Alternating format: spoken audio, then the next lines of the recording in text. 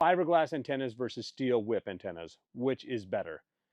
As we've discussed many times, that just totally depends on what your setup is and where you're mounting the antenna. If your antenna mount is down low, let's say it's on the rear fender of a vehicle, it's on maybe inside the pickup bed, well, you're going to want to use a top-loaded antenna that has the coil at the top, so that you transmit over the top of the vehicle and you don't get reflection. If you are mounting the antenna high on the vehicle, well, then you can use, this is a steel whip antenna with a base load on it right here.